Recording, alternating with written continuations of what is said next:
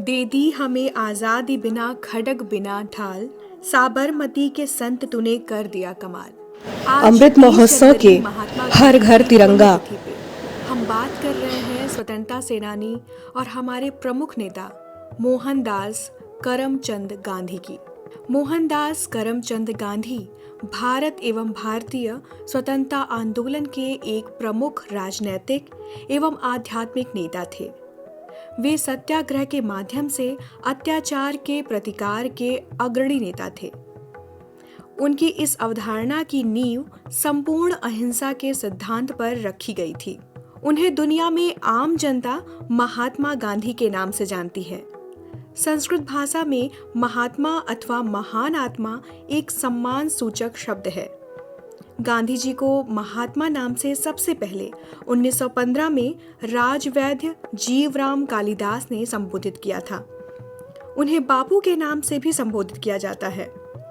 सुभाष चंद्र बोस ने 6 जुलाई 1944 को Rangoon radio से गांधी जी के नाम जारी प्रसारण में उन्हें राष्ट्रपिता कहकर संबोधित करते हुए आजाद हिंद फौज के सैनिकों के लिए उनका आशीर्वाद और शुभकामनाएं मांगी थी। सबसे पहले गांधी जी ने प्रवासी वकील के रूप में दक्षिण भारत में भारतीय समुदाय के लोगों के नागरिक अधिकारों के लिए संघर्ष हेतु रोजगार करना शुरू किया।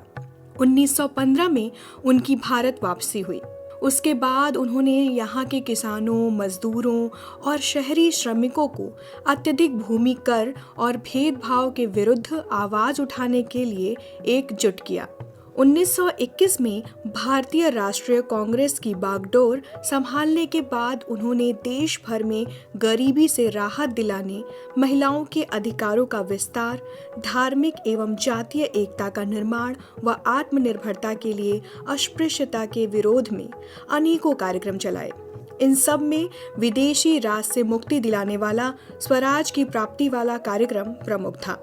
गांधी जी ने ब्रिटिश सरकार द्वारा भारतीयों पर लगाए गए नमक कर के विरोध में 1930 में नमक सत्याग्रह और उसके बाद 1942 में अंग्रेजों भारत छोड़ो आंदोलन में खासी प्रसिद्धि प्राप्त की।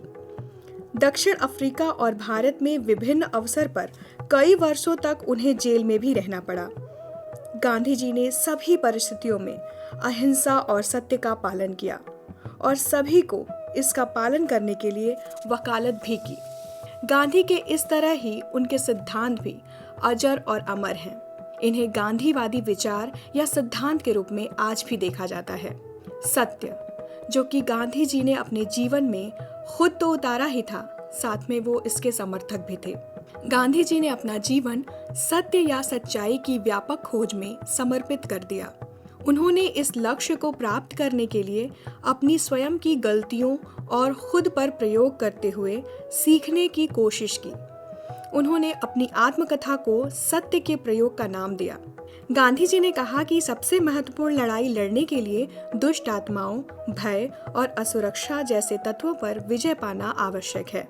गांधी जी ने अपने विचारों को सबसे पहले उस समय संक्षेप में व्यक्त किया जब उन्होंने महाभगवान ही सत्य है, बाद में उन्होंने अपने इस कथन को सत्य की भगवान नाम दिया। इस प्रकार सत्य में गांधी के दर्शन है परमेश्वर। हालांकि गांधी जी अहिंसा के सिद्धांत के प्रवर्तक बिल्कुल नहीं थे, फिर भी इसे बड़े पैमाने पर राजनीतिक क्षेत्र में इस्तेमाल करने वाले वो पहले व्यक्ति थे। गांधी जी ने अपनी आत्मकथा माय एक्सपेरिमेंट विद ट्रुथ में दर्शन और अपने जीवन के मार्ग का वर्णन किया है। उन्हें कहते ही बताया गया है, एक आंख के लिए दूसरी आंख पूरी दुनिया को अंधा बना देगी। मरने के लिए मेरे पास बहुत से कारण हैं, किंतु मेरे पास किसी को मारने का कोई भी उचित कारण नहीं है। ये वाक्य थे उन्हीं की लिखी अपनी आत्मकथा एक्सपेरिमेंट विद ट्रुथ में। जॉन रस्किन की अनटू दिस लॉस्ट पढ़ने के बाद उन्होंने अपने जीवन शैली में परिवर्तन करने का फैसला किया। एक समुदाय बनाया जिसे अमरपंक्षी अवस्थापन कहा जाता था। दक्षिण अफ्रीका, जहां से उन्होंने वकालत पूरी की थी तथा धन और सफलता के साथ जुड़े थे, वहां से लौटने के पश्चात उन्होंने पश्चिमी शैली के वस्त्रों का त्याग कर दिया था। उन्होंने भारत के सबसे गरीब इंसान के द्वारा जो वस्त्र पहने जाते हैं उसे स्वीकार किया। तथा घर में बने हुए कपड़े खादी पहनने की वकालत भी की। गांधी और उनके अनुयायियों ने अपने कपड़े सूत के द्वारा खुद बुनने के अभ्यास को अपनाया और दूसरों को भी ऐसा करने के लिए प्रोत्साहित किया। चरखे तथा लघु उद्योगों का विकास भी इसके द्वारा आसानी से हो सका। जिसको पाकर मुक्त हुआ था भारत माता का उपवन, जिसको पाकर मुक्त हुआ था भारत माता का उपवन, आओ आज सुनाए तुमको बापू निर्मल जीवन। 1869 में अक्टूबर महीना आया, तभी हुलसकर पुतली माता ने प्यारा बेटा जाया। ये पंक्तियां सिर्फ और सिर्फ महात्मा गांधी के लिए हैं, जिनके लिए कहा गया था कि कितने ही आंदोलन करके गांधी ने बात बढ़ाई थी, कितने ही आंदोलन करके गांधी ने बात बढ़ाई थी, जितने भी भारतवासी थे सबकी शान बढ़ाई थी। डूबे सारे तब शोक में गांधी, डूबे सारे तब शोक में गांधी महाप्रयाण हुआ था। धरती पर सब कर रहे बापू का गुणगान उसी समय हुआ था। हिंदी भाषा के प्रबल पक्षी महात्मा गांधी जी ने कहा कि हमारी भाषा पर हमारा ही प्रतिबंध है और इसलिए यदि आप मुझे यह कहें कि हमारी भाषाओं में उत्तम विचार अभिव्यक्त नहीं किए जा सकते, तब तो हमारा संसार से उठ जाना ज्यादा अच्छा होगा। गांधी जी ने वहां मौजूद लोगों से सवाल किया कि क्या कोई स्वप्न में भी यह सोच सकता है कि अंग्रेजी भविष्य में किसी भी दिन राष्ट्रभाषा का रूप ले सकती है? सभी ने कहा नहीं। फिर गांधी जी ने कहा कि तब राष्ट्र के पैरों में ये बेड़ियां क्यों, हिंदी ही हमारी राष्ट्रभाषा होगी।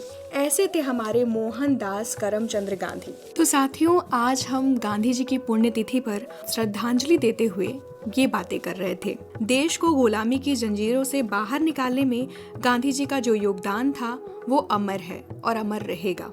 अहिंसा परमो धर्म के सिद्धांत पर चलकर इन्होंने देश को एकजुट करके आजादी की लड़ाई में हिस्सा लेने की प्रेरणा दी। गांधी जी ही एक ऐसे व्यक्ति थे जिन्होंने देश की जनता को विश्वास दिलाया कि यह स्वतंत्रता की लड़ाई सबकी लड़ाई है।